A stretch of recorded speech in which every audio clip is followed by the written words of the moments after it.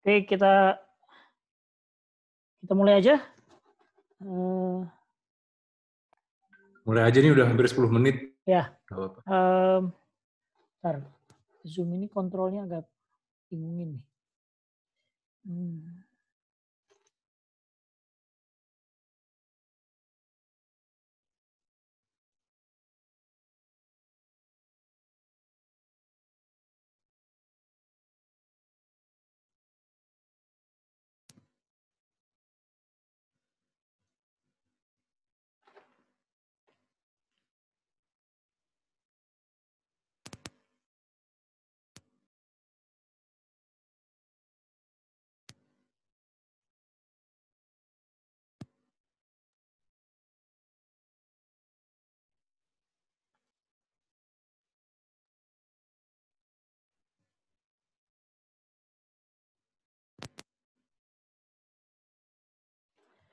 Oke, selamat sore teman-teman. Kita lanjut lagi. Sekarang kita udah ke chapter 3. Kalau minggu kemarin kita bahas chapter 2 tentang kalau di David Allen bilangnya horizontal control, horizontal management ya. Jadi intinya horizontal fokus.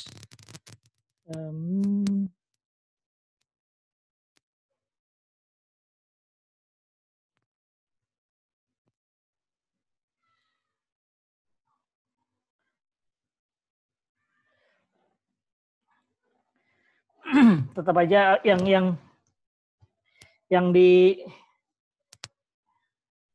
metode David Allen kan intinya akhirnya bisa ngomong juga.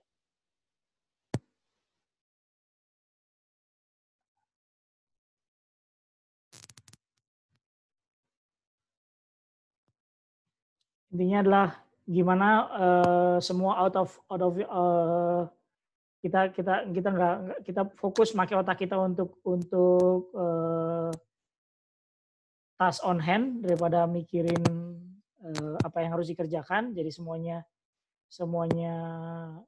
dikeluarkan ke sistem yang kita percaya. Jadi kalau horizontal fokus patokannya ada clearly define out next action.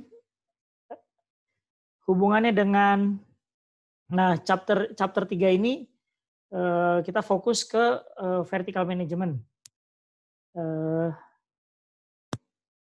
Yang intinya adalah kalau ingat flowchart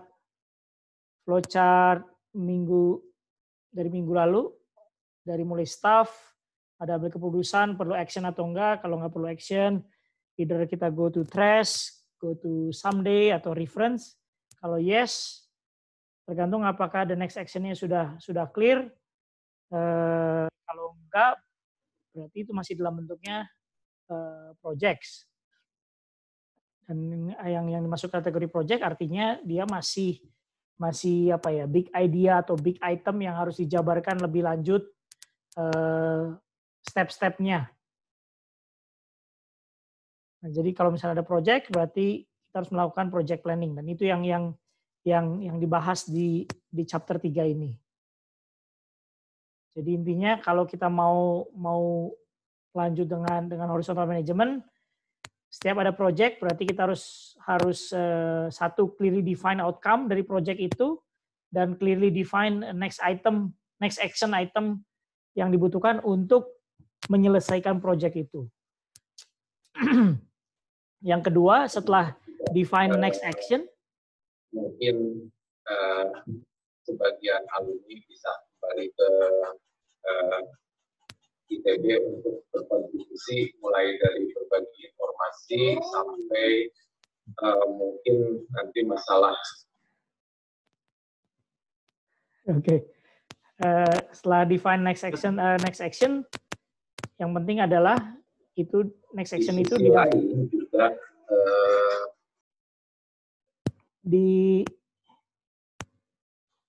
ditaruh di kita punya trusted system dengan reminders-nya Di trusted system itu yaitu yang kita bahas, apakah kita simpan di kalender kalau emang harus dikerjakan di waktu tertentu, hari tertentu, atau masuk ke next action list yang kita harus ambil keputusan mana dulu yang harus dikerjakan di waktu tertentu, ketika pada waktu tertentu, atau kita sudah delegasikan ke orang lain sehingga itu masuk ke waiting list. Dan ini harus di-review regularly gitu kan ya. Nah itu fokusnya horizontal fokus. Nah sekarang vertical focus atau vertical management adalah menjabarkan, membreakdown project itu menjadi multi step, multi action. Sehingga dari action nomor 1 sampai action nomor sekian, kalau seluruh action itu sudah dilakukan, seluruh task sudah dilakukan, berarti kita bisa bilang bahwa project itu complete. Oke, nah jadi sekarang fokus chapter 3 ini bahas gimana sih kita plan project. Project ini bisa masalah project pekerjaan, misalkan mempersiapkan proposal tender atau memindahkan kantor baru, atau paling gampang atau yang suatu yang personal kayak kita punya plan vacation di akhir tahun misalkan. Di plan vacation pun juga berarti kan banyak step-nya yang harus dipersiapkan, banyak hal yang harus dilakukan supaya vacation itu sukses. Atau kita mau beli rumah, itu juga masuknya project gitu kan, banyak yang harus dilakukan. Apakah harus research dulu, harus kontak agen, harus diskusi dengan keluarga dulu maunya gimana, hal-hal seperti itu. Oke, so jadi kita sharing aja. Saya yakin teman-teman banyak lah ya hal-hal yang disebut project-project ini yang sudah hampir setiap hari mungkin berurusan dengan itu. Selalu aja ada keputusan-keputusan yang harus dibuat. Yang menarik sebelum ini David Allen sebenarnya bilang bahwa kita nggak perlu skill khusus untuk bisa melakukan ini atau bisa memplan project dengan baik, karena sebenarnya yang diperlukan untuk bisa melakukan ini adalah sudah kita miliki, yaitu otak kita masing-masing. Karena ternyata otak secara disadari atau nggak disadari kita sudah membuat keputusan setiap hari, dari mulai baju apa yang harus kita pakai, nanti siang makan siang mau makan apa,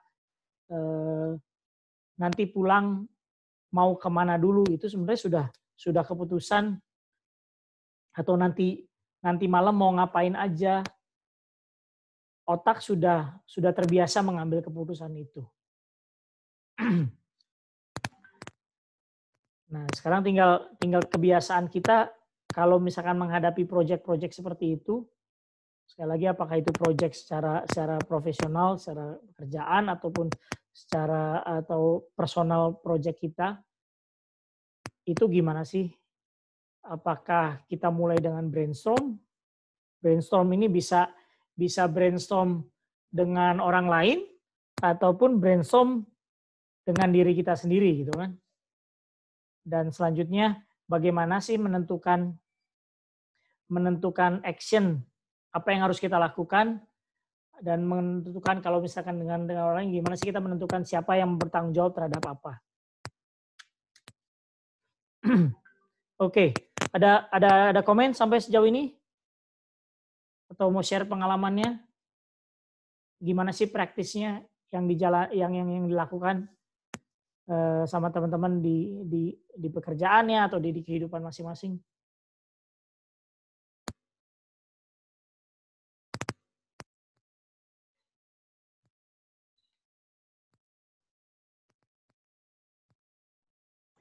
Mau sharing aja, Hendrik. Ini ya. Kalau dari gue ya, mungkin yang agak susah sampai sekarang buat dilakukan, karena kadang-kadang kita terlalu pengen buru-buru gitu ya, making progress gitu ya.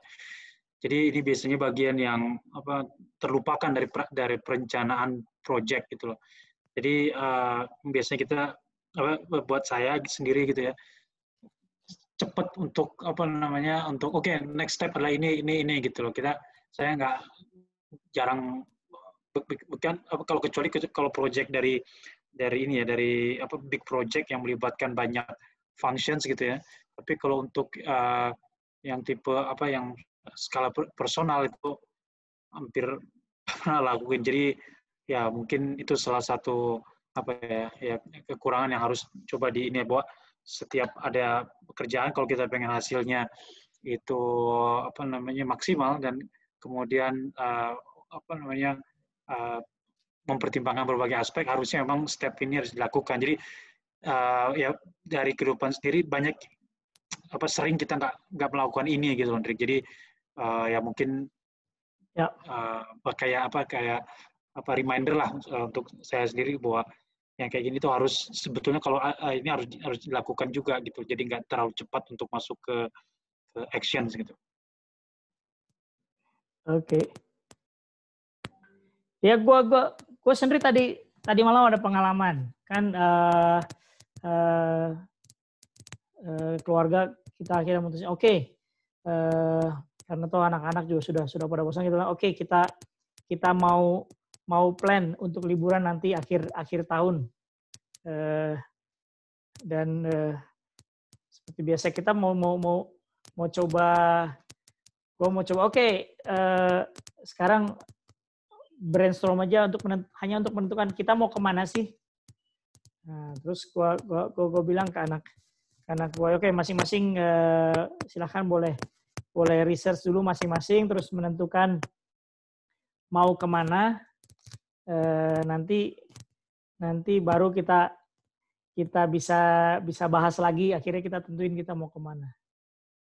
Nah, yang lucunya setelah gue bilang gitu, anak-anak gue semangat banget. Oke, udah nyari, tapi yang kejadian setiap 5 menit anak gue yang kedua balik lagi ke gue bilang, oh gue mau ke sini. Lah dia langsung tunjukin foto-foto lah, tunjukin hasil search dia di Google dan segala macam. Terus gue bilang ya udah catat aja dulu, nanti pokoknya kumpulin aja dulu idenya mau kemana aja. Nanti kita bisa tentuin detailnya seperti apa. Ya udah dia balik lagi. 5 menit kemudian dia balik lagi dengan dia nemuin tempat yang baru lagi seperti itu. Terus gue mikir ternyata kalau kita memang, apalagi kalau melibatkan orang lain, apalagi dalam hal ini gue melibatkan keluarga gitu kan, maksudnya anak-anak gue sendiri, kayaknya kalau kita benar-benar melakukan step, mereka pun harus familiar dengan step yang sama, karena kalau enggak dinamikanya nggak akan pernah ketemu gitu loh. Sama juga kadang-kadang kalau gue punya project apa, misalkan kalau sama istri gue biasalah urusan bisnis makanan gitu kan. Ya gue maunya semua sistematik gitu loh. Tujuannya apa, targetnya seperti apa, terus idenya apa, hasil market research-nya seperti apa. Sementara kalau istri gue lebih spontanitas, jadi apa aja yang dipikirkan semua keluar, dan kadang-kadang sudah dimulai dari menentukan mau bentuknya seperti apa, baru dia berpikir ke belakang, oh iya ternyata nggak bisa gitu.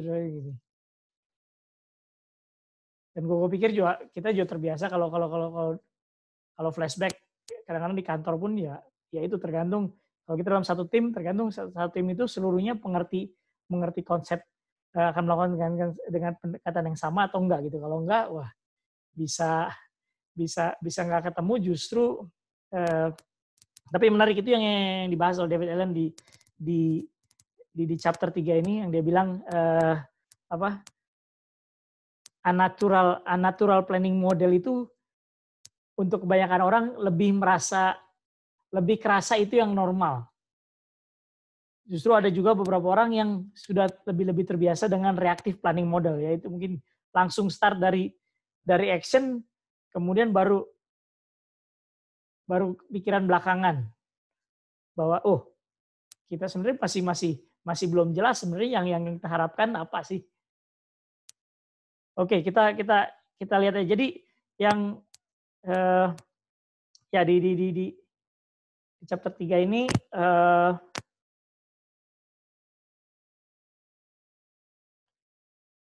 yang pertama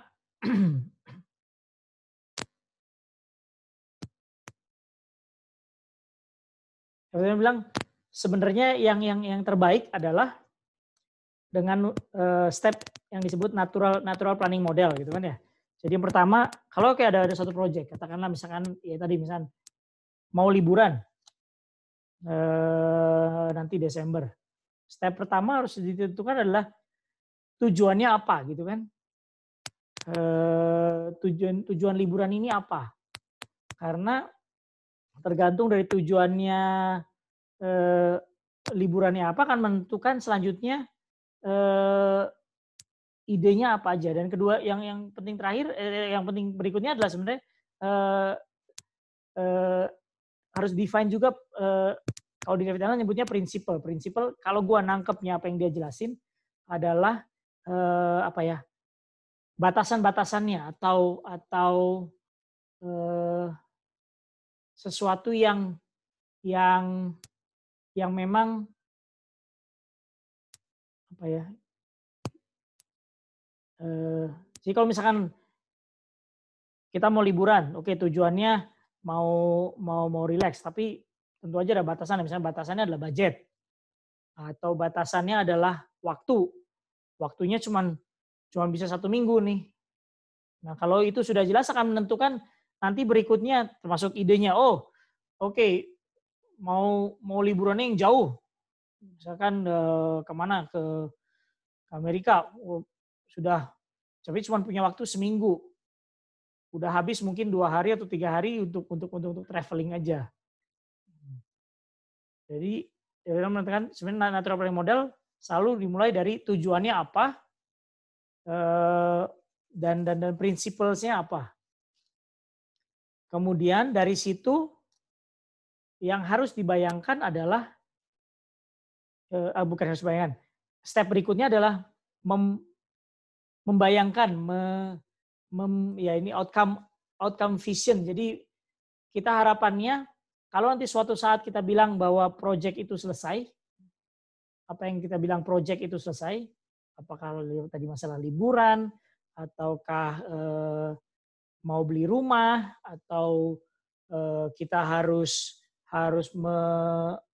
menyelesaikan misalkan apa ya suatu laporan atau nulis paper atau dokumen tender atau termasuk mencapai posisi tertentu dalam karir dalam pekerjaan. Setelah kita tahu tujuannya, karena itu tujuannya akan mendrive seluruhnya, berikutnya kita punya bayangan, oh ketika titik itu tercapai, ketika kita bisa declare bahwa project ini selesai, itu kita bayangannya seperti apa. Nah, berdasarkan vision itu, baru step selanjutnya kita bisa brainstorm, mengumpulkan ide-ide apa aja sih yang harus dilakukan. Kita perlu resource apa, kita perlu reference apa, kita perlu melakukan apa, semua dikumpulkan dalam proses brainstorm. Baru setelah seluruh ide dikeluarkan, apakah brainstorm itu dengan diri kita sendiri, dengan keluarga, dengan tim kita di kantor, baru kita organize, kita susun dari mulai berdasarkan waktu, berdasarkan urutan mana yang harus dilakukan lebih dulu, mana yang harus dilakukan belakangan, mana yang harus ada sebelum hal lain bisa terjadi, itu diorganize. Baru dari hasil kumpulan ide yang diorganize itu, baru kita bisa menentukan next action. Jadi goal akhirnya tetap saja next action, apa yang bisa kita lakukan hari ini, besok, minggu depan, bulan depan, sampai pada akhir yang paling terakhir, sampai kita bisa declare bahwa oke, project ini selesai.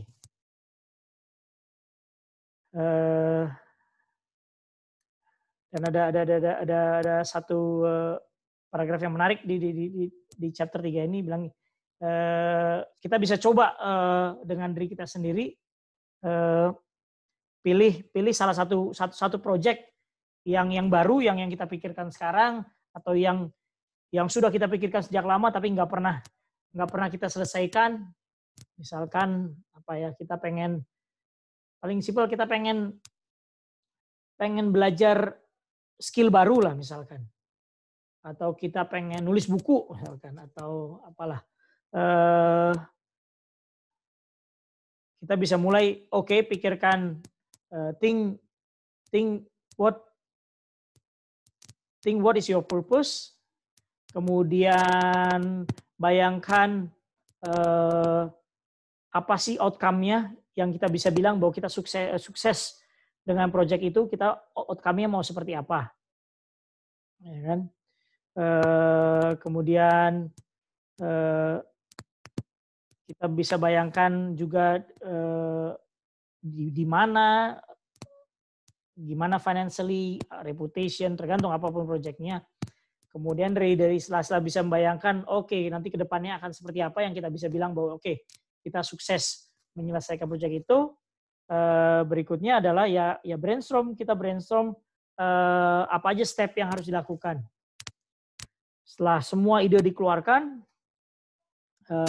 baru kita bisa organize, kita kelompokkan ide-idenya, apa yang berhubungan, apa yang dia harus dilakukan dari step A sampai step Z, kemudian decide next action untuk setiap ide itu. Nah, baru setelah kita melakukan step ini, baru kita bisa lihat kita sudah mendefine, kita sudah membreakdown project itu dari mulai step nomor 1 sampai step nomor 100, atau berapapun step yang harus dilakukan, atau berapa action yang harus dilakukan, dan apakah itu sudah jelas bahwa kita sudah mengcover semuanya. Itu yang sebenarnya proses berpikir yang baik untuk memplanning sebuah project. Nah, tapi David Allen bilang sebenarnya meskipun kita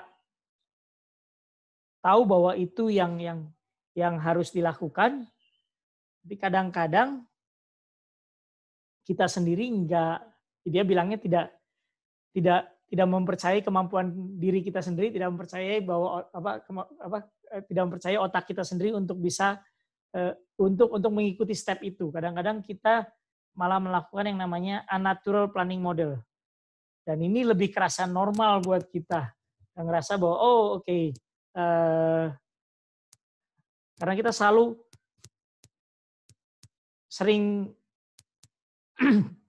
gue sendiri waktu baca bagian ini, gue bilang dia ambil satu contoh bahwa sering banget kalau di kantor tiba-tiba kita dikumpulin, terus manajer kita bilang kita mau begini, dan selalu mulai dengan kata-kata ini kan, who's got a good idea. Jadi langsung jump in begitu buka meeting, ngasih tahu ke kita meeting kenapa kita akan meeting, langsung aja straight to the point. Nanya siapa yang punya ide. Nah, permasalahannya gimana kita tahu bahwa ide itu adalah ide yang baik gitu, atau ide itu adalah ide yang paling baik. Karena kalau misalkan di meeting seperti itu, ya dia gambarin ini persis banget apa yang terjadi di kantor. Kalau gue sendiri bisa relate ini dengan pengalaman di kantor, atau mungkin teman-teman juga mungkin pengalaman yang sama. Kita tahu kalau kita udah meeting sama kolega kita, ada beda level, ada manajer, ada big boss di situ, selalu bisa aja terjadi bahwa ada yang disebut namanya battle of ego. Ada yang egonya, ada yang ngasih ide karena ego, ada politik, ada hidden agenda. Pokoknya tujuannya saat itu adalah bukan lagi masalah untuk mendapatkan ide yang terbaik atau enggak. Bisa jadi pada saat itu forumnya dijadikan media untuk show off gitu kan, atau media pokoknya siapa yang paling vokal dia yang akan mendominasi meeting itu. Lalu tujuan awalnya adalah untuk menentukan oke, kita punya satu project, gimana project itu harus dimulai atau dilakukan atau diselesaikan.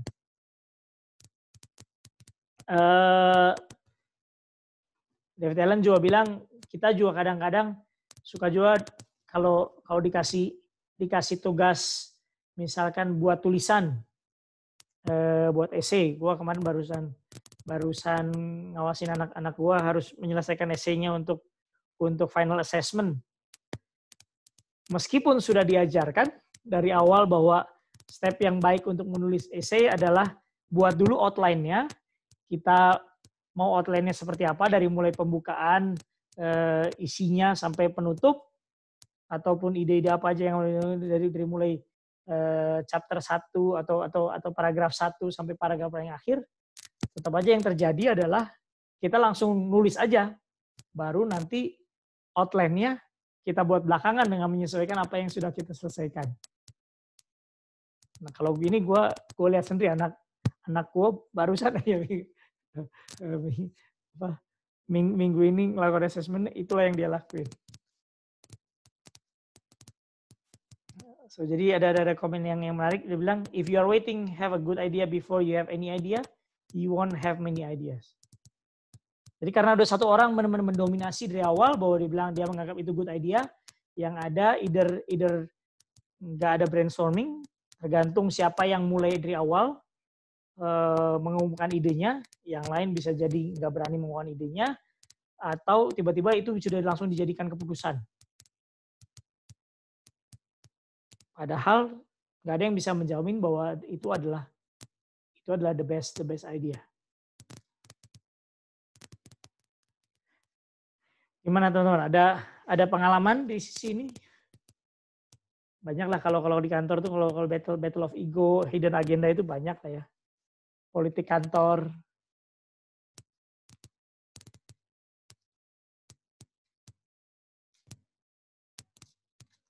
Atau barangkali ada yang punya tips-tips bagaimana mengontrol timnya kalau dalam kondisi seperti ini.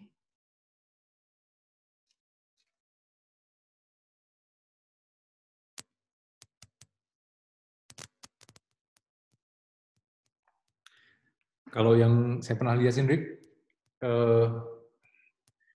harus tahu dulu ya audiensnya. Misalkan kadang-kadang kita harus kenal orangnya dulu gitu kan. Karena tiap orang kan karakternya beda ya. Ada yang emang sukanya mendominasi diskusi, ada yang harus harus dipancing dulu gitu. Tapi memang harus mengenali timnya ya. Kalau kita nggak kenal sama sekali, agak susah karena kan kita nggak tahu backgroundnya mereka datang dari mana. Gitu.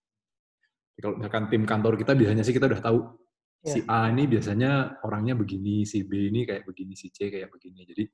Jadi kalau pas kita lead meeting ya kita treat every individual itu berdasarkan ininya dia ya, karakternya dia gitu. Ada yang mau ngomong terus gitu. Ya sudahlah, biarin aja sampai berhenti.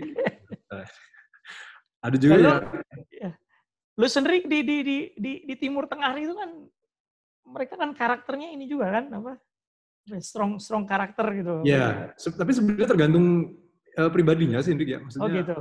Oke.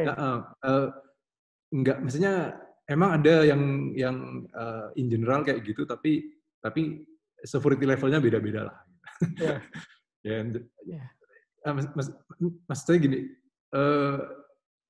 it's no different lah. Kita juga gitu. Mereka, maksudnya every culture pasti ada ininya ya, orang-orang kayak gitu tuh pasti ada, regardless nationality-nya apa, background-nya apa, tapi pasti ada lah.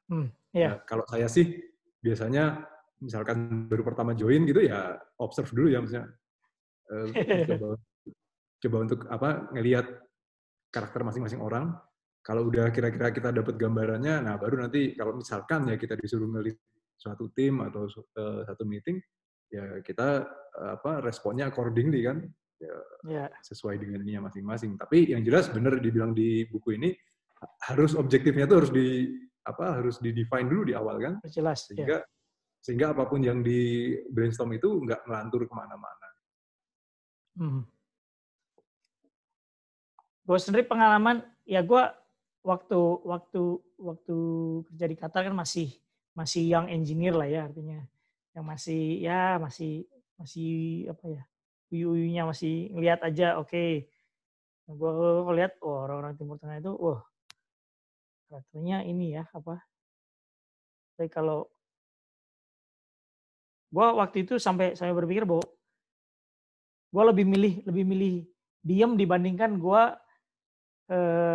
stuck dalam satu perdebatan dengan mereka gitu.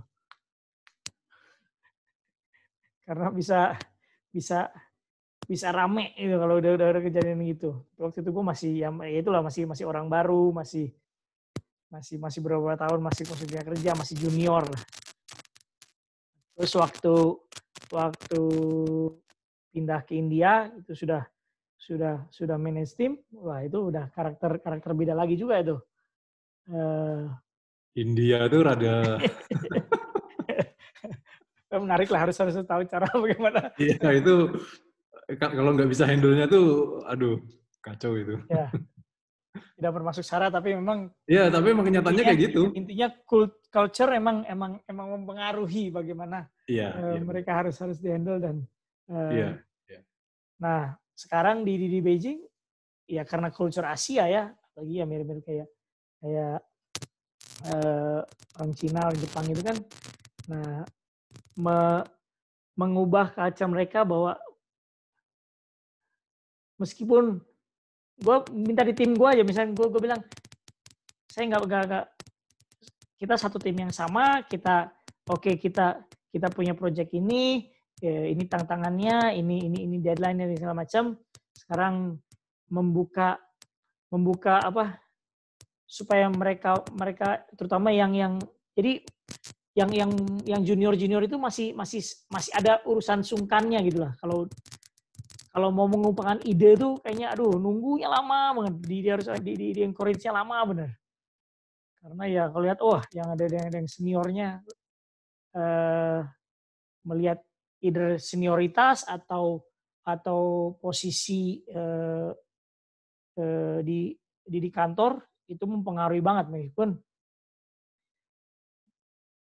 makanya mengubah culture untuk bilang kayak yang gue pernah bilang, mengubah culture bahwa kalau kamu merasa bahwa kamu attend suatu meeting dan di meeting itu kamu nggak ngelihat bahwa ada benefit kamu attend meeting itu, atau kamu akan ada kontribusi di situ, kamu berani aja tinggal bilang kamu izin keluar. Itu aja susah banget.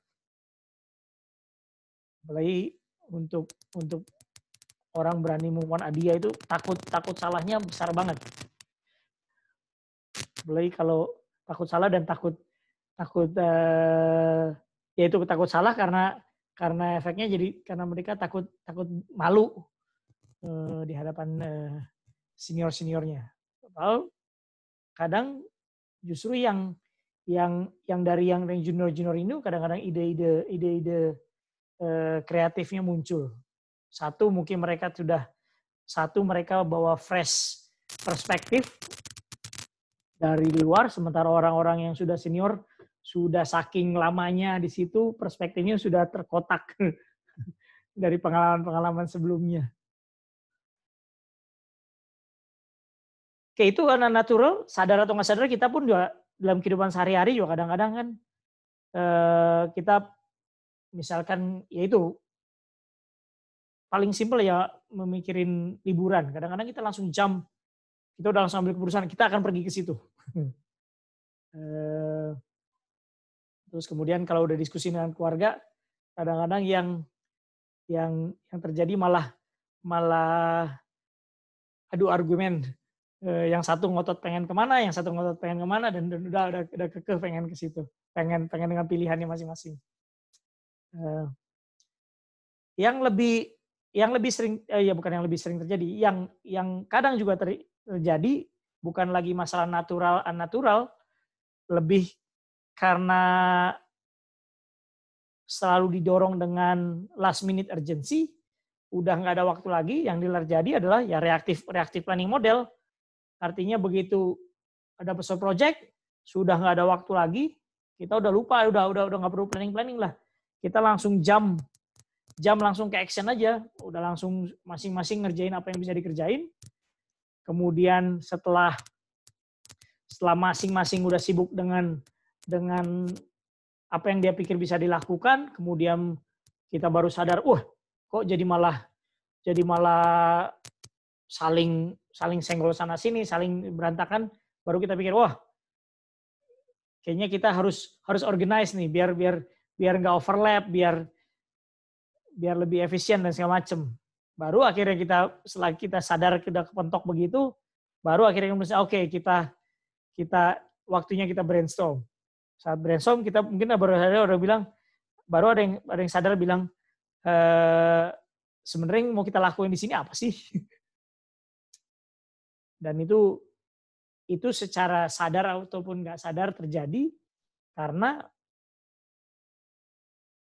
kita lebih reaktif dibandingkan kita planning dengan step sesuai dengan natural planning model. Di chapter ini bilang reactive style is the reverse of a natural model. It will always come back to the top-down focus. It's not matter whether natural planning will be done, just when and at what cost.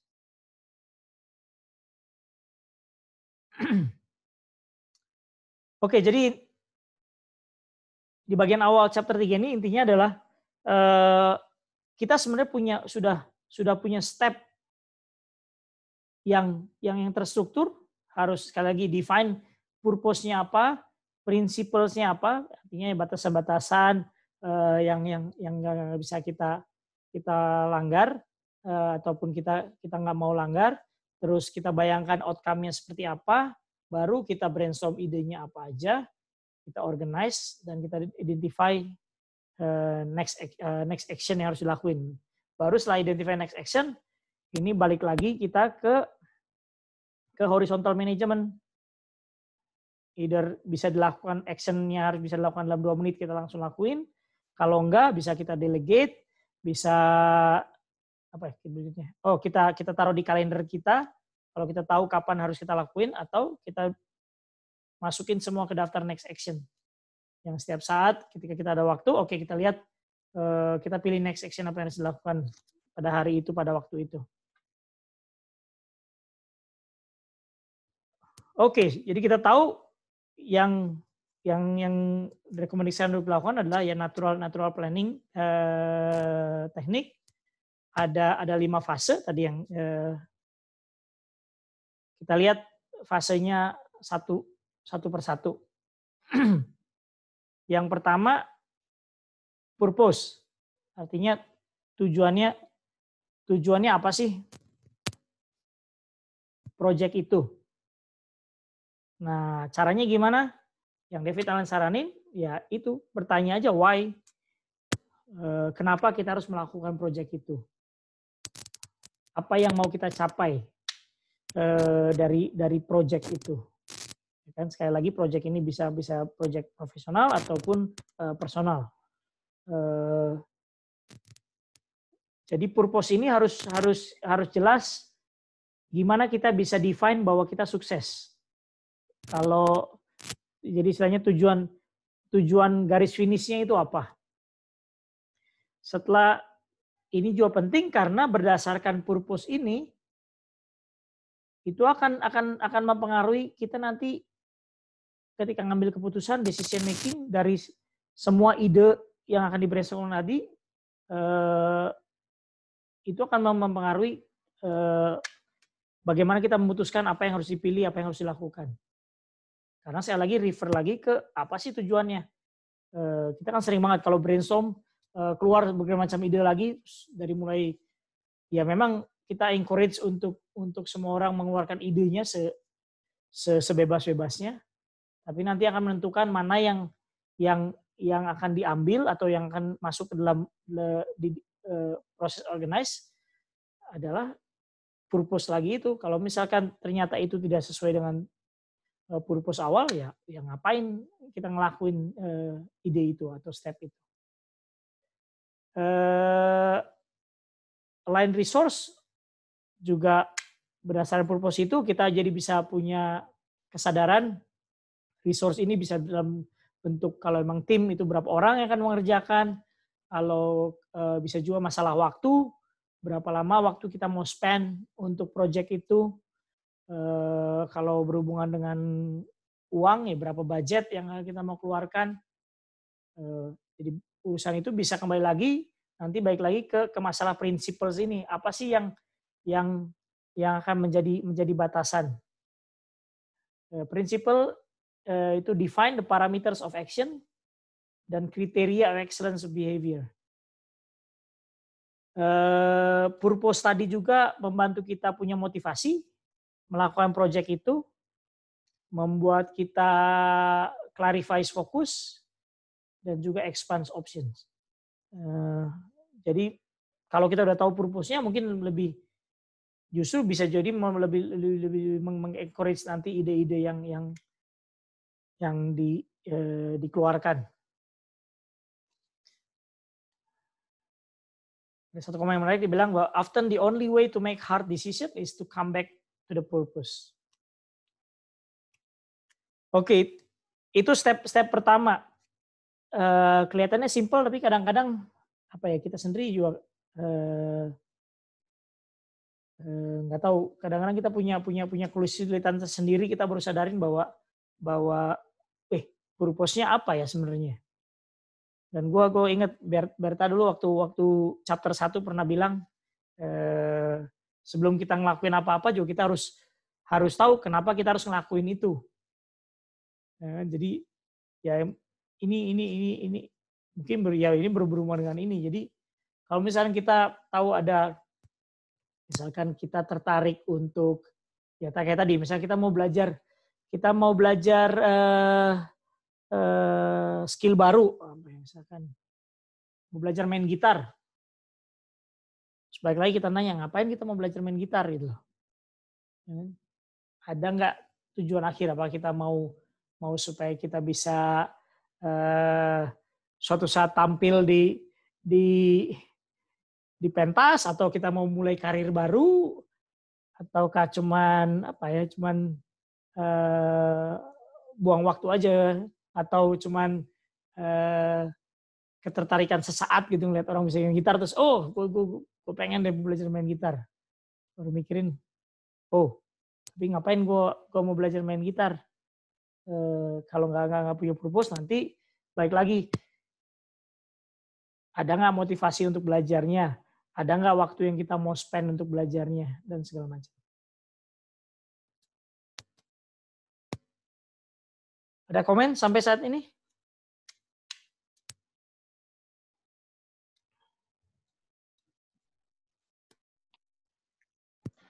Nambahin aja, Drik, itu kan Ya, dari 5 prinsiples itu kan dibahas apa? Bentar, Dit. Andre dulu, Dit.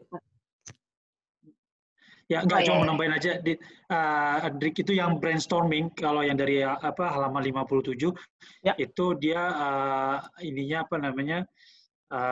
ask how gitu loh. Jadi pertama purpose why, outcome what, brainstorming how. Jadi lebih gampang buat diingat. Jadi bagaimana kita untuk mencapai how to achieve from the current present condition ke apa yang kita bayangkan itu. Itu aja. Ya. Ya, Dit.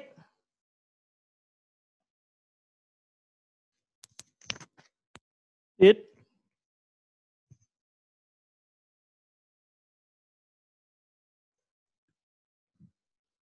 Halo. Yuk. Ya.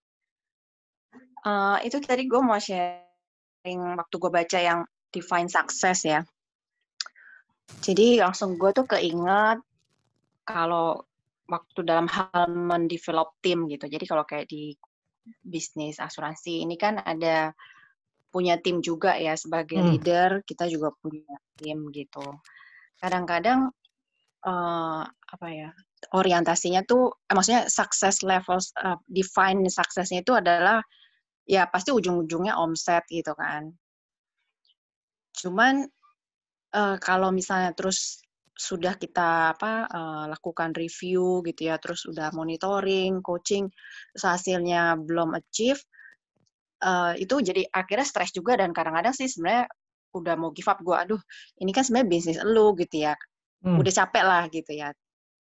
Nah terus pas gue baca ini, gue jadi kepikiran setiap kita itu kan kemampuannya beda-beda gitu ya. Jadi mungkin gue harus meredefine level of success-nya gitu ya dalam gue mendevelop tim gue ini gitu. Jadi berdasarkan mungkin bukan dari omset lagi, tapi suksesnya adalah misalnya dari habit dia ada perubahan gitu. Jadi misalnya kita udah janji ya, udah ada kesepakatan harus apa yang dilakukan dan dia sudah lakukan itu, yaitu gue udah harus cukup puas gitu dengan suksesnya itu gitu loh. Jadi gue harus redefine lagi supaya nggak stres gitu. Itu aja sih. Jadi maksudnya develop, jadi lebih ke arah mendevelop seseorang itu gitu. Atau apakah iya angka? Ini kan berarti berhubungan dengan ketika lu define, oke, lu punya project untuk mengembangkan tim lu, terus lu define tujuannya, purpose-nya apa? Ya balik lagi, oke, dapat omset lebih besar dan segala macam, dan lu bayangin juga kebayang outcome-nya seperti apa gitu kan, misalkan timnya bisa menghasilkan closing istilahnya ya, berapa closing per bulan atau per tahun, baru setelah itu selanjutnya lu mulai brainstorming kan, untuk supaya tim gua bisa mencapai itu, gua harus ngapain aja nih gitu kan, atau tim gua harus ngapain aja nih. Nah, yang jadi hambatan tuh ketika tahap menentukan ide-ide brainstorming ini sampai akhirnya kita punya daftar action untuk mencapai target itu, lu harus ngapain aja, atau karena emang targetnya ketinggian sementara daftar jadi kayak lu punya project plan-nya, targetnya misalkan garis finish-nya menghasilkan closing sekian per bulan. Berarti kan tapi dari mulai lu start 0 sampai akhir ke finish ini kan banyak tuh yang harus dilakukan ya. Nah, apakah yang terjadi step-step yang awalnya dipikirkan harus dilakukan itu ternyata sulit dilakukan atau kurang banyak yang harus dilakukan? Itu gimana, Dit? Nah enggak, jadi gini, sebenarnya sih kalau dari apa yang harus dilakukan udah sama-sama tahu gitu ya. Oke. Cuman menurut gua orang di luar sana belum seberuntung kita, yang kayak misalnya kita nih dikelilingin sama teman-teman yang pintar gitu, terus sama kita kayak misalnya punya komunitas seperti ini gitu kan, untuk kita self development-nya juga jadi berkembang kayak gitu loh. Nah, jadi target marketnya lebih gampang ya? Target itu sebenarnya kita diskusi. Kita kan kayak kalau gue sama tim gue, bukan gue yang nentuin targetnya gitu. Jadi mereka mau apa dari mereka sendiri gitu. Cuman dalam menuju ke sana, proses perubahan untuk menjadi misalnya punya habit yang bagus gitu ya. Apalagi kayak WFA gini kan, kayak kita nih kan nggak ada bosnya kan. Jadi benar-benar harus tergantung lu mau sendiri. Terus ya jadi gimana gue mendevelop tim gue itu bukan dari omset lagi, tapi dia jadi punya habit yang bagus. Nah itu yang gue harus supaya mereka on track lah gitu. Jadi gue bukan menurunkan sih ya, tapi beda tujuan ya sekarang ya. Kan dia bilang define success ini kan kayak arah kita mau kemana gitu kan. Kalau Iya. prinsipal kan gimana kita nggak melanggar gitu. Jadi ya itu, jadi arahnya mungkin sementara ini ke situ dulu. Mungkin akhir tahun baru kita review lagi gimana gitu. Ya berarti ya lu dan tim lu bisa banget menerapkan step-step ini ya. Kalau memang setelah dari hasil evaluasi lu balik lagi ke tahap awal, menentukan purpose-nya apa gitu kan ya. Define sukses yang lu bilang itu. Banget. Terus, ini berguna banget sih, Hendrik. Lu balik lagi, oke, kita brainstorm lagi. Ayo, idenya apa aja? Gimana caranya? Ya itulah, gue bayanginnya gimana kita menambah market customer atau mengedukasi calon customer gitu kan ya. Terus kadang-kadang kan kita mungkin karena sebagai alumni ITB biasa kerja sendiri ya, jadi kayak gue tuh pengennya mereka tuh bisa kerja sendiri juga sebenarnya gitu ya, cuma kan nggak bisa gitu ternyata kan. Dan ya tools-tools kayak gini menolong gue untuk ngajarin orang sih sebenarnya gitu. Berarti ada step-step tambahan yang harus dilakukan untuk bisa mencapai bahwa tim lu bisa kerja sendiri nih. Iya, benar. Dan itu kan, jadi gue harus puas kalau misalnya gini, even though mereka at the end nggak capai omset yang kita sepakati, tapi mereka udah on track menuju ke sana mungkin tahun depan gitu ya. Tapi mereka punya hasil yang bagus, kayak gitu, punya pemikiran sistematik kayak gini, kayak gitu lah. Tapi secara tim lu sendiri yang udah lakuin nih, selalu di awal ya ini define sukses, semua orang punya. Ini kan kadang-kadang yang sulit, pentingnya satu tim tuh punya punya visi yang sama gitu kan. Bermasalah ketika kita punya, kita satu tim, satu project, kita ngerjain satu project, tapi ternyata anggota timnya punya visi yang berbeda-beda. Ya ini yang lu bilang mungkin yang maksud lu, definisi sukses itu, sukses dari tim atau dari project ini penting semua orang membayangkan sesuatu yang sama gitu kan. Kalau enggak kita ngarapinnya semua lari karena semua lari 10 kilo, sementara ada satu anggota tim bilang, loh gue kira gue cuman harus perlu lari 5 kilo gitu kan ya. Oh ya, memang agak susah juga ya, karena kan apalagi kalau misalnya tim gue yang udah full time, jadi benar-benar cari makannya cuma dari asuransi doang gitu. Jadi kan sebenarnya suksesnya ya mau nggak mau dari ujung-ujungnya duit gitu ya. Dan itu kadang jadi beban moral buat gue juga gitu. Mereka udah percayain gitu ya, udah ninggalin pekerjaan lama terus ke sini, dan jadi kayak ada tanggung jawab lah buat gue untuk mereka juga dapetin income mereka yang inilah gitu, yang sebelumnya gitu. Cuman ya pas kenyataannya kan beda ya natur habit kita di kerja dengan bos tanpa bos gitu. Makanya yang kayak gini-gini tuh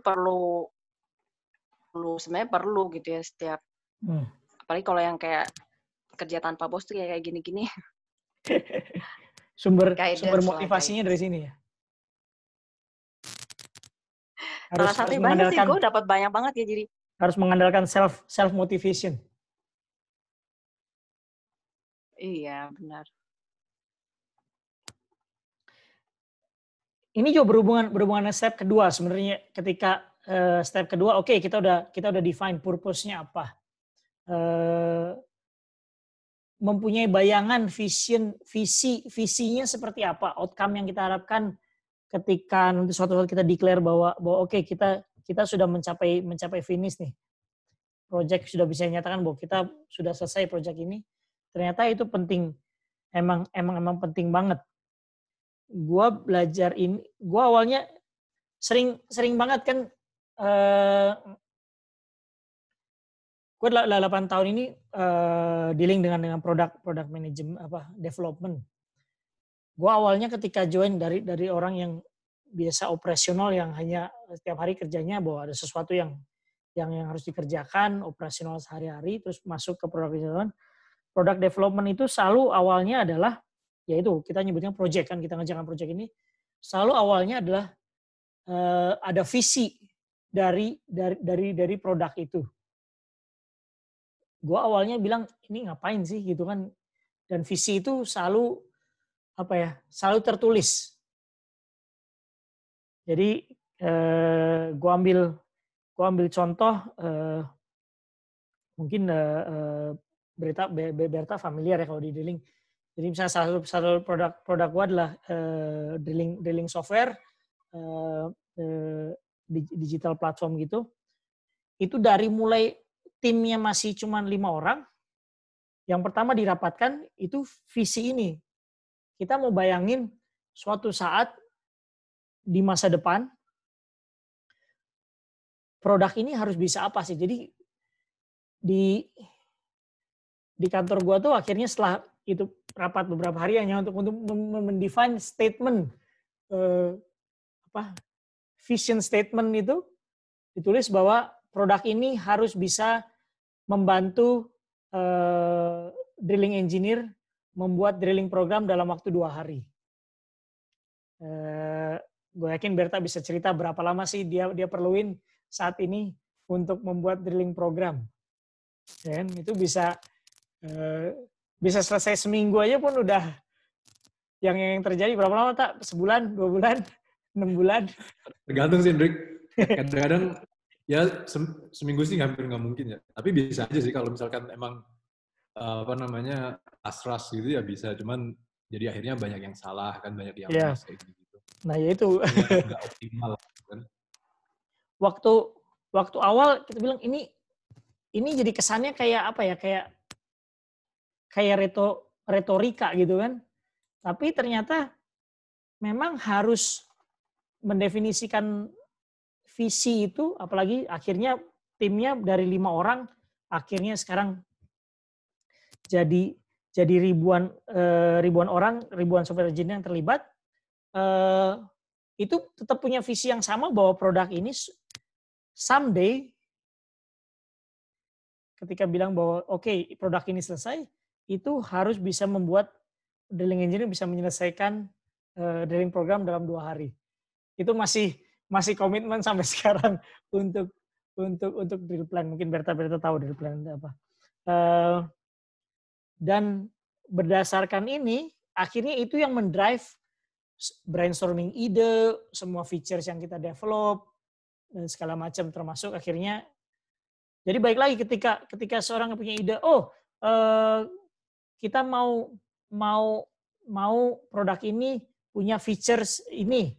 Baik lagi, tujuannya apa? Ingat produk ini awalnya tujuannya adalah kita membantu drilling engineer untuk planning sumur.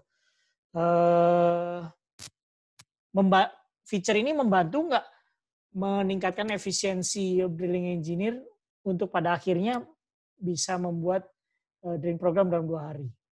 Dari situ gue baru belajar, itu pentingnya menyamakan visi kepada seluruh anggota tim. Karena setiap keputusan yang dilakukan, balik lagi ke rivernya, kalau nggak ke purpose, balik lagi ke visi ini, nanti akhirnya kita mau bayangannya seperti apa. Kalau nggak, semua orang punya ide macam-macam, kita nggak punya guidance arah kita harus kemana.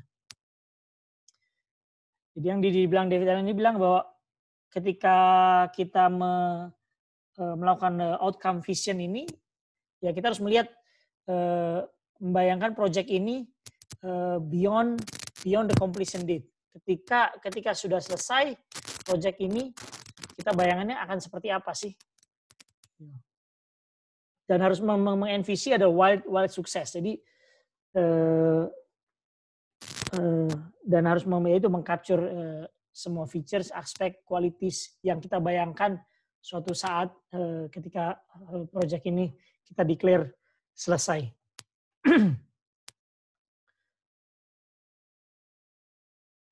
Termasuk yang paling simpel kalau kita balik lagi yang sesuatu yang personal. Misalkan ya project kita mau bangun rumah. Itu juga kan penting kita membayangkan ketika rumah itu jadi, kita harapannya seperti apa sih? Nah, nanti ya itulah biasa kalau kita udah punya, kita udah ada semangat, oh kita mau bangun rumah nih, oh banyak tuh ide-ide yang keluar. Jadi balik lagi, kita perlu patokan purpose dan semua orang punya visi yang sama, outcome-nya seperti apa. Berikutnya brainstorm. Ya udah jelas, semua orang punya bayangan, oke, suksesnya akan seperti apa. Ya waktunya brainstorm nih. Nah, nggak tahu teman-teman punya tips apa nih kalau melakukan brainstorm? Tool apa yang dipakai atau gimana memulainya?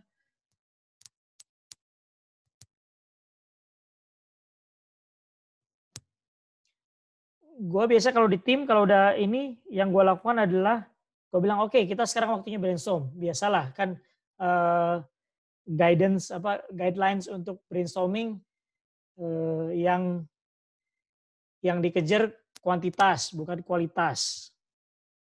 Jadi sebanyak mungkin ide-ide keluarin dulu. Nggak ada ide-ide yang jelek. Jangan takut salah, itu yang suruh gue bilang. Terus biasanya belajar dari pengalaman gue, ya maksudnya tergantung gue rasa tergantung culture dari timnya, kita kenal semua orang atau enggak, tergantung pribadi masing-masing timnya. Kalau gue sekarang dealing dengan tim yang mayoritas Asian kayak sekarang, ternyata gue ngerasa lebih efektif ketika gue bilang brainstorm, masing-masing silahkan ngeluarin idenya di post-it note, nanti masing-masing silahkan taruh di board. Jadi kita punya board kosong, biasanya kita tulis project-nya apa, purpose-nya apa, vision-nya seperti apa, terus semua orang masing-masing mengeluarkan idenya dan nulis. Dibandingkan daripada semua orang ngomong, biasanya kalau sudah memberi kesempatan semua orang ngomong itu biasanya yang paling vokal itu yang akan mendrive seluruh tim, malah yang lain nggak ada yang berani ngeluarin ide. Jadi gue biasanya mulai udah masing-masing nulis idenya masing-masing di post-it note sebanyak mungkin. Setelah orang sudah pada nulis masing-masing, baru dikumpulin di papan tulis untuk bisa dibahas bareng-bareng.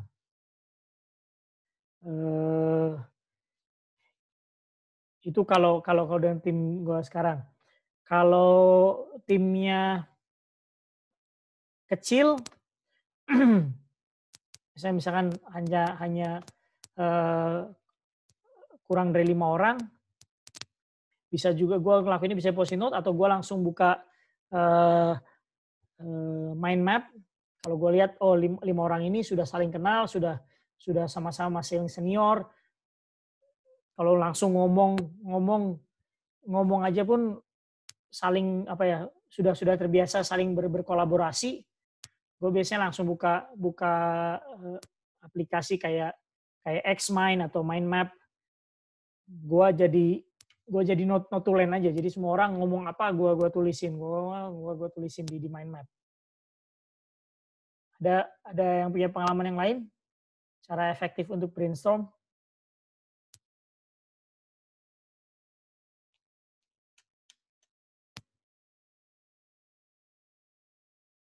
Kalau yang di sini ini yang David Allen tunjukin di bukunya ya. Meskipun kita brainstorm dengan diri kita sendiri ya bisa gini, kita bisa project-nya apa, misalnya move office, terus kita keluarin semua yang kita bayangin, apa yang harus kita lakukan untuk pindah kantor. Movernya siapa, equipment-nya apa, apakah harus di-pack, di-box, apa ini, budgetnya berapa, schedule, apa aja yang harus kita lakuin. Sama aja kalau kita juga misalkan nyiapin resepsi lah apa. Ntar kalau mau ngawinin anak atau apa, ngirim anak sekolah kan. Banyak hal yang harus dilakuin.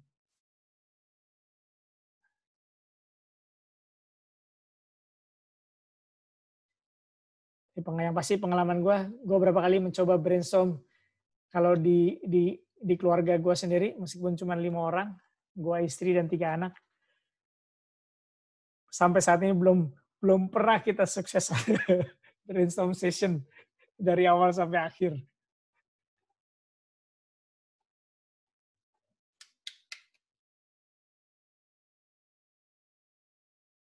Oke, ada yang mau sharing soal brainstorming? Atau mau ngasih tips-tips? Sharing aja. Ya. Salah satu yang pernah mungkin saya pikir melakukan brainstorm itu adalah pada saat tidak dilakukan di kantor, di office. Tapi ajak tim keluar, cari tempat makan, habis makan, ngobrol, HP nggak boleh ada yang pegang, nggak bawa gadget, jadi full kertas sama diskusi. Itu malah lebih efektif gitu, karena orang dipaksa untuk mikir dibandingkan ngecek data di laptop gitu. Jadi semua idenya keluar di situ. Ya mungkin kita cari variasi lokasi gitu pada saat brainstorming. Itu aja sih mungkin ya. Ya.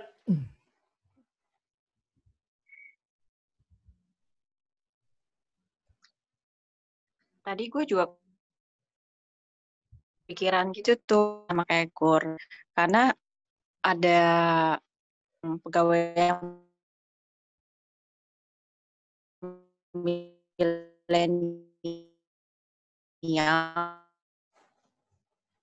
dia sekarang kerja dari mana aja. Jadi pokoknya udah hari itu selesai kerjanya. Jadi dia bilang ternyata memang lebih efektif lepasnya di Sentral Senayan ya. Jadi bawanya langsung ke mall.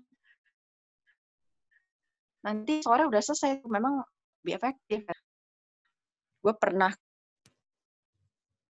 ke kantornya, memang open space gitu kan. Gojek kayak gitu, office. Lingkungan itu ternyata ya mendukung ya untuk keluarin ide-ide gitu. Oke. Itu Sindrik. Ya.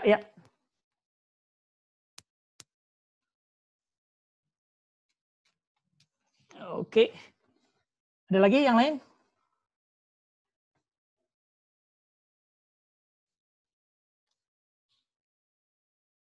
Ada yang mau sharing gimana kalau brainstorming dengan anggota keluarga sendiri?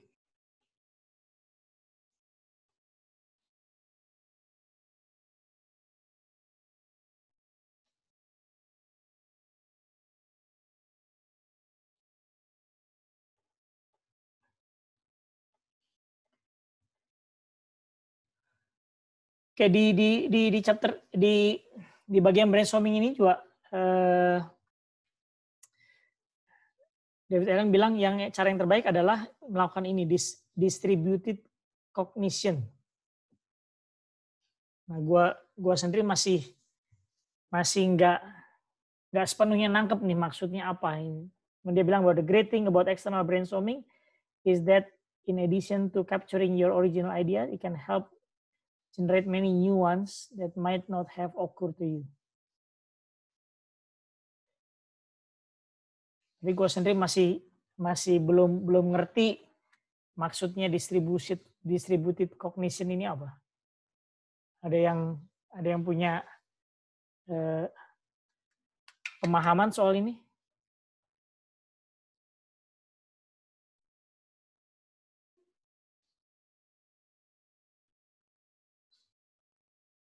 Andre itu jelasin, Dre. Nah, kalau gue nangkapnya cognition itu distributed cognition, jadi dari satu, kemudian dia nanti bercabang lagi gitu. Jadi tadi kita nggak lihat itu, ya tadi kita nggak lihat itu sebagai satu ide, tapi dari situ nanti bisa ya kayak inilah yang di screen ini kan dari move office, kemudian ada new location, dari location cabang apa gitu. Iya. Oke. Ngerti gue sekarang. Iya. Ya, jadi kalau misalnya berarti kita juga ini juga bisa jadi jadi tools juga kalau kita brainstorm dengan diri kita sendiri ya. Kita kadang-kadang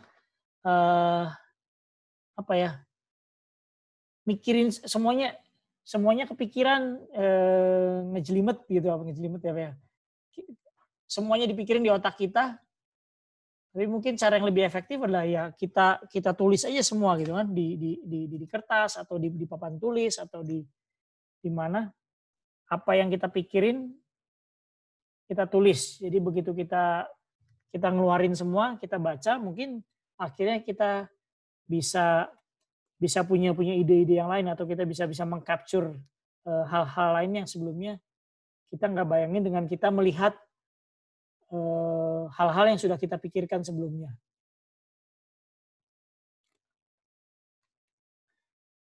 Oke, berikutnya ya setelah brainstorm, tentu itu harus di-organize. Gua biasanya kalau udah brainstorm ini banyak ide, yang gua lakukan tahap pertama biasanya adalah balik lagi mengecek ide itu dengan balik lagi ke purpose dan visi yang sebelumnya. Ide itu relevan atau enggak? Karena banyak saking kita memotivasi orang ngeluarin ide, apalagi kalau di tim gitu kan, belakangan mungkin saking diberi terlalu kadang diberi semangat berlebihan bahwa ayo semua dikeluarin deh. Kadang-kadang ada yang ide-ide yang aneh pun keluar gitu kan. Tapi balik lagi itu harus di cross check lagi. Itu mendukung purpose kita di awal, mendukung visi kita, atau itu berseberangan dengan principles atau enggak gitu kan. Kalau misalkan salah satu prinsipalnya adalah oke, budget. Kita mau liburan tapi budgetnya sekian. Idenya oke, kita mau liburan tapi sewa private plane gitu kan. Jadi baik-baik kalau misalnya prinsipalnya membatasi itu berarti ide itu nggak relevan. Nah, biasanya gue step awal ketika organize ini ya mensortir mana yang masih relevan dengan purpose dan vision, mana yang enggak. Baru setelah dikumpulkan semua divalidasi dengan oke, semuanya sekarang relevan, baru identify mana significant pieces, terus kita short one by one, kita urut berdasarkan sequence, berdasarkan prioritas, berdasarkan ya komponen, misalnya susunan dari mulai komponen A sampai komponen Z, dan apakah ada perlu detail-detail yang harus didiskusikan lebih lanjut. Kadang-kadang juga ada ide-ide yang dikeluarkan nggak seluruh anggota tim paham gitu kan. Maksudnya ide itu apa sih? Jadi kalau misalnya stepnya yang biasa gue lakukan tadi, semua orang nulis di post-it di board. Nah ini waktunya ketika mulai mendiskusikan siapa yang punya ide itu, menyampaikan secara detail apa sih ide-idenya. Ada juga kadang-kadang menentukan masalah prioritas atau menentukan signifikan pieces ini. Kalau misalkan ada tiba-tiba ada 20 ide.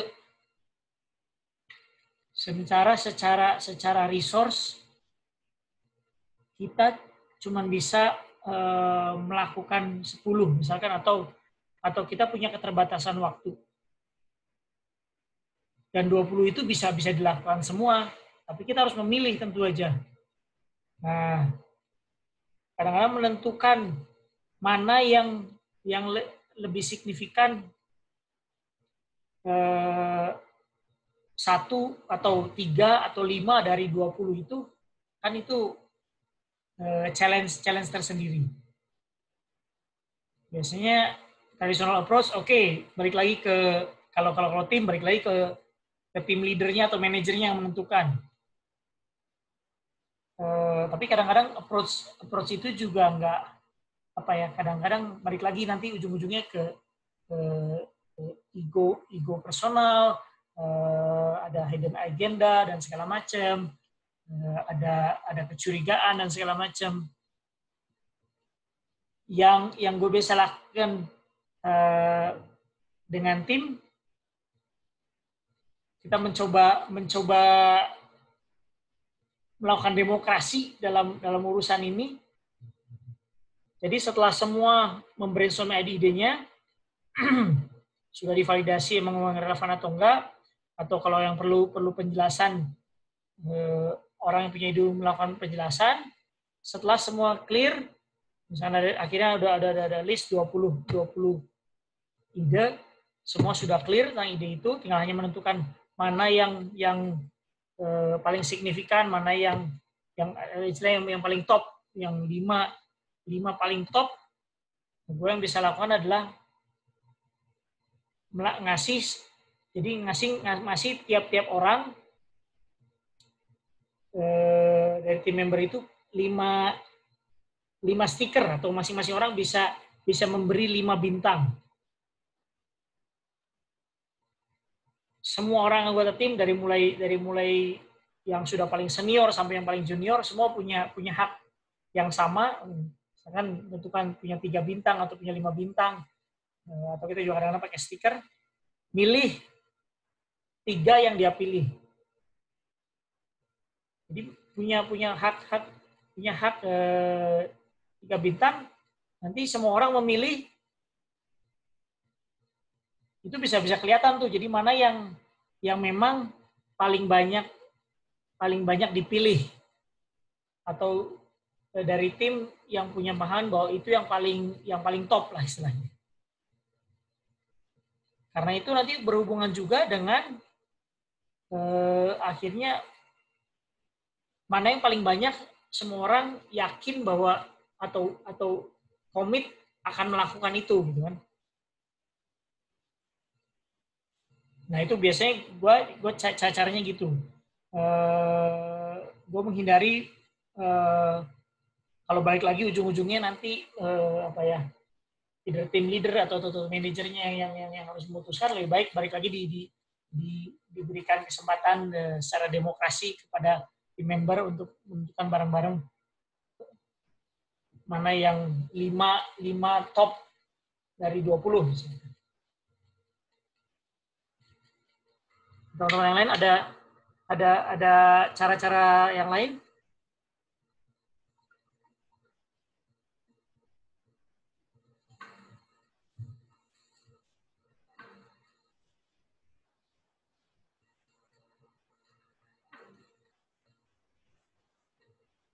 Kalau misalnya nggak ada, emang kalau emang semuanya jelas, dari semua ide itu jelas, dan tinggal ngurutin sequence-nya, itu udah paling enak tuh. Udah tinggal tahu dari step awal sampai step akhir harus ngapain aja.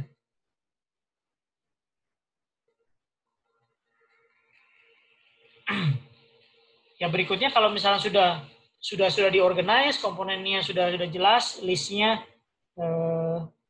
ya step berikutnya tidak menentukan next action-nya apa yang harus dilakukan, siapa yang akan take action. Balik lagi ke masalah tadi, delegation, ya kan?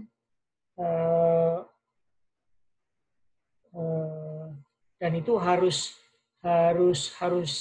next action ini harus jelas.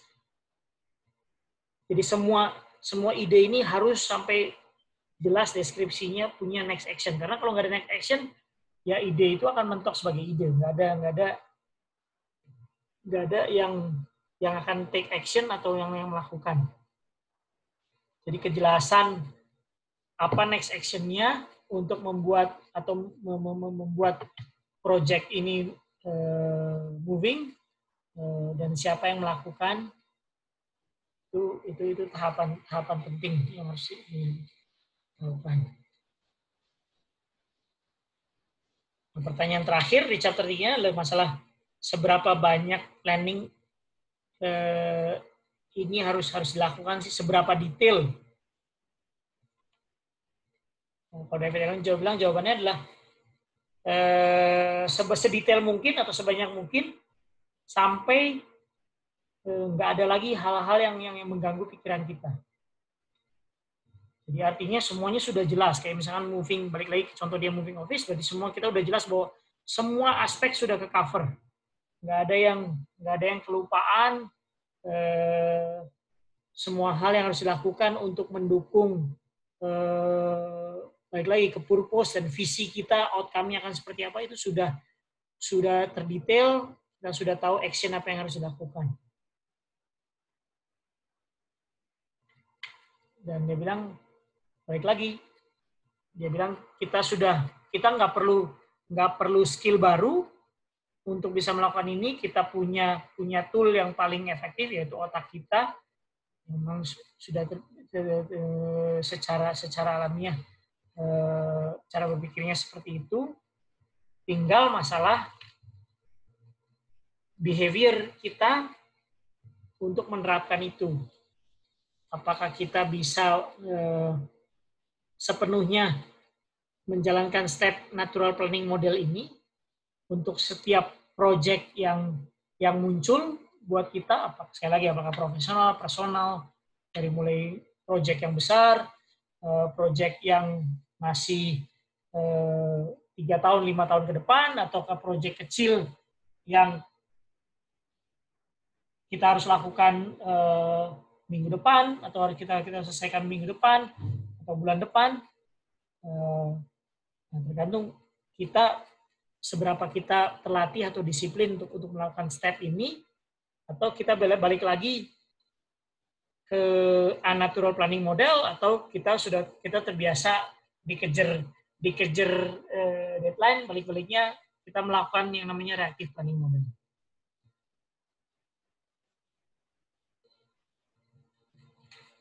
Ya, itu yang dibahas di chapter 3. Jadi balik lagi guidance-nya 5 step ini, dari mulai purpose, outcome vision, kita mau seperti apa outcome-nya, terus kita mulai brainstorm. Sekali lagi brainstorm ini bisa dengan tim, bisa keluarga kita, bisa dengan diri kita sendiri. Kita brainstorm, kita keluarin semua apa yang dipikirkan. Kita bisa mengandalkan distributed cognition ini.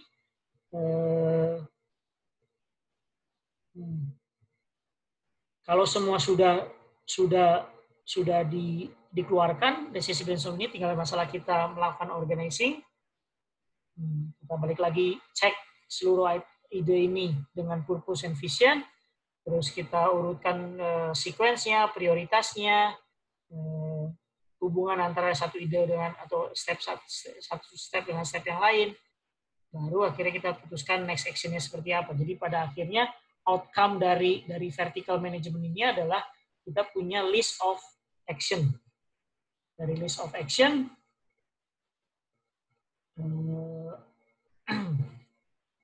kalau kita punya list of action, tinggal balik lagi, kita kurang dari 2 menit kita lakuin langsung.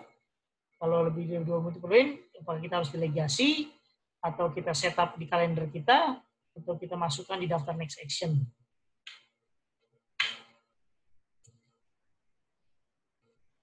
Oke, ada komen sampai sejauh ini? Baik lagi, sekali lagi ini masih konsepnya. Kita nanti chapter-chapter berikutnya kita akan mulai lihat lebih detail apa sih yang urusan masalah-masalah praktikal yang harus dilakukan di setiap box ini. Dari mulai masalah collection staff aja, berapa semua staff yang harus dikumpulkan, itu ternyata untuk bisa mempraktekannya dan membangun habit banyak urusan detailnya, kan? Kalau secara konsep mungkin sekarang kita ngerti, oke, workflow-nya seperti ini, tapi perlu praktis, perlu ada behavior dari kita sehari-hari yang harus diubah. Gue sendiri mencoba menerapkan skill ini.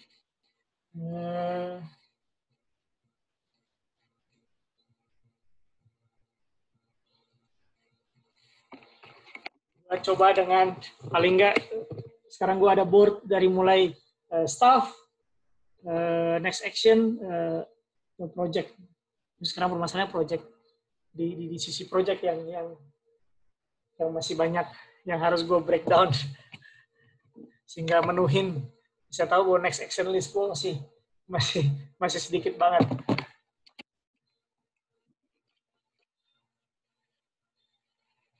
Oke, ada komen dari yang lain?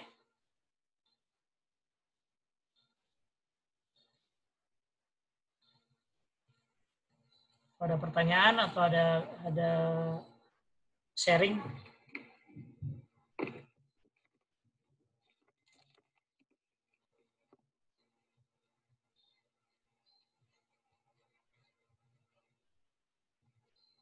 Udah clear chapter 3 ini? Ya, clear. Clear, jelas. Oke, sekarang kita Terima kasih. kenapa dong? Udah, cukup jelas. Nanti minta ini ya, Jamboardnya di-share juga ya. Ya. Jamboard itu selalu gue share. Kalau mau file Jamboardnya, dapet aja gue email, jadi gue bisa share file Jamboard. Oh ya. Share cuma PDF. Ya. Nanti sih sebenarnya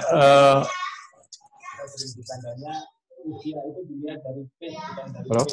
Ya, lanjut. Sebenarnya punya permasalahan ini kalau flow ini ya, flow programming kayak gitu ya. Jadi kan kerjaan saya kan banyak kan ini sekarang lagi buat program nih, tapi kadang-kadang terhambat. Ya ini masalah satu hal yang belum terselesaikan kan kalau program itu kadang-kadang pengaruh ke hal yang lain gitu ya. Nah, itu kadang-kadang dilema ini kita jadinya mentok gitu ya. Itu tuh ya mentok tuh malah akhirnya semua pekerjaan jadi mandek juga dan kadang-kadang butuh waktu break berapa lama kayak gitu. Kalau pengalaman dari teman-teman gimana tuh biasanya ya? Ada satu bagian gitu ya. Biasanya kalau project itu ada programming itu membreakdown step-stepnya itu pakai apa? Pakai kayak Microsoft Project atau Gantt chart atau nah itu belum dipraktekin sih. Kanban board. Kan kalau aku pengen kalau program itu ada sistem Scrum gitu ya. Oh iya. Yes. Ya.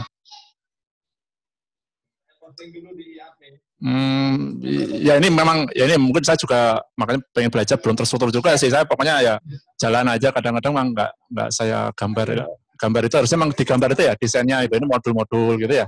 Iya. Paling enak gitu ya. Jadi kan kalau ini maksudnya programming kayak untuk memudahkan ya. Kayak software gitu kan ya? Ya software. Ya. Saya kan lagi develop program lah gitu ya, aplikasi lah gitu. Nah gitu. Ya kalau di tapi memang kayak sistem ada yang namanya Scrum kan ya. Kalau Agile Software Development sama Scrum. Aja konsepnya balik lagi dari kita mau produk seperti apa, tadi seperti visinya seperti apa, terus kita brainstorm perlu apa aja yang harus kerjain ya, dari mulai requirement lah istilahnya kan, requirement seperti apa, terus dari requirement itu dibuat tasnya apa aja. Nah, ketika berikut tas itu, ya itu harus diorganize kan, dari mulai satu orang ngerjain ini, nanti setelah dia selesai baru kita bisa ngerjain yang berikutnya. Nah, kalau kita biasanya semua itu ditaruh di kayak ada yang namanya Kanban board. Jadi Kanban board tuh semua daftar item, istilahnya semua daftar next action inilah. Next action, terus setiap hari masing-masing team member bisa ngasih update, action ini udah selesai atau belum. Terus berikutnya dia mau ngambil action yang mana. Jadi ya itu semua orang tahu setiap hari, action A masih dikerjain nih, belum selesai. Karena action A masih dikerjain, gua nggak bisa ngerjain action B karena action B nunggu action A gitu misalkan ya. Tapi karena semua daftar action udah tulis, gue bisa nyari action yang mana yang nggak berhubungan dengan action A. Jadi daripada gue nungguin kan, jadi gue bisa kerjain action yang lain. Karena semua next action itu udah ditulis di papan. Jadi orang tinggal istilahnya tinggal nyomot aja. Oke, gue hari ini ngerjain action E misalkan. Dan ya itu. Tadi pakai software apa tadi? Kalau yang bantu kita Microsoft itu ada namanya VSPS. VSPS. Itu semua kalau di software istilahnya backlog atau task semua dikumpulin di situ. Kompur mungkin bisa sharing kalau masalah tool untuk Jumlah developernya berapa orang ya? Ya sebenarnya sih yang utama saya sendiri sih ya, tapi paling dibantu dengan teman-teman anak-anak S1 gitu ya. Ya, tapi utamanya di saya sih, backbone programnya lah, yang lainnya itu cuman paling nyuplai data gitu ya. Ya kayak gitu sih. Ya, kalau sekarang tuh yang banyak dipakai softwarenya dari Atlassian.com, namanya Jira Software buat project tracking. Atau kalau yang mau lebih general pakai Trello, itu dari Atlassian juga. Kalau Trello sebenarnya lebih untuk general purpose. Ya buat tracking Kanban gitulah. Itu ya, free semua ya? Ada versi free-nya, Trello juga ada. Oh, ada versi. Oh, coba nanti deh. Emang sih masih model saya itu masih belum terorganisir gitu, makanya pengen belajar nih cara organisir gimana. Soalnya ya kan masih reaktif itulah istilahnya tadi ya sebetulnya. Reaktif itu kadang-kadang memang nggak enak banget gitu.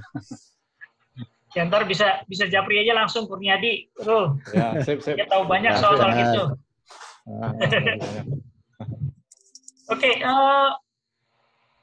berikutnya kita harus tentuin untuk minggu depan. Chapter 4 itu kalau gue lihat sebenarnya cuma bahas ya itu kan setelah kita udah mulai praktis step-stepnya, hal-hal yang lebih detail. Chapter 4 itu cuman isinya sebenarnya cuman gimana sih setting up waktu, space, tools, artinya masih membangun environment, lingkungan yang mendukung kita membangun habit untuk melakukan getting things done workflow ini. Jadi sebenarnya kayaknya kalau baca chapter 4 aja kayaknya diskusinya mungkin langsung to the point lah. Itu kayak misalkan kita nyiapin waktunya, kita komit kapan waktunya kita collecting, kapan waktunya kita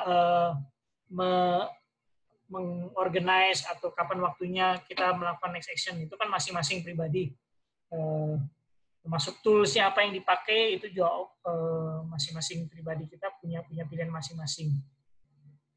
Nah, jadi kayaknya kalau ini bisa dibaca aja. Yang mau mulai praktekin bisa langsung dicoba aja. Sementara chapter 5 itu ternyata banyak detailnya, hanya untuk urusan bagaimana mengcollecting staff aja sebenarnya, yaitu detail-detailnya gimana sih tips-tipsnya mengkolek item yang fisikal, item yang hal-hal yang dilakukan di komputer kita. Nah, jadi kalau gue saranin minggu depan ya kita baca aja chapter 4 dan juga chapter 5. Tapi kemungkinan kalau kita mau diskusi juga chapter 5 itu ada 2 bagian sebenarnya di dalamnya. Kita usahain jadi misalnya chapter 5 itu dari mulai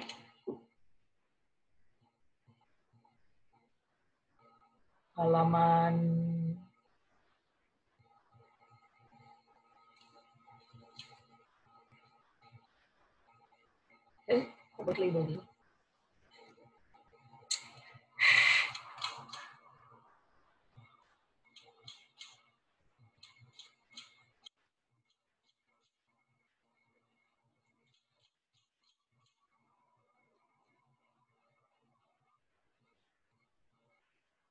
Ini chapter 4.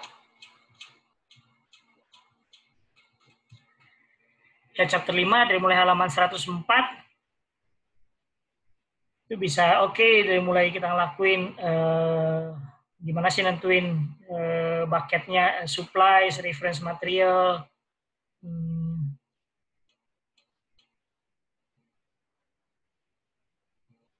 kalau kita harus ngumpulin di laci-laci, di countertops, di meja, mental gathering, banyaklah yang sampai 118 itu hanya semua tips-tips untuk mengumpulkan staff kita. Baru dari 119 itu masih chapter 5 juga, baru memproses semua hal yang sudah dikumpulkan itu gimana. Nah, jadi saran gue yang minggu depan kita coba baca chapter 4 dan chapter 5. Kalau chapter 5 kebanyakan ya paling nggak baca sampai 118 ini sebelum masuk bagian kedua lah. Ya, gimana? Oke. Ya. Oke, Andre. Kalau gitu kita tutup aja diskusi kita hari ini. Kita lanjutin lagi Sabtu depan. Terima kasih. Thank you, Andre. Terima kasih teman-teman semua. Terima kasih teman-teman. Terima kasih semuanya.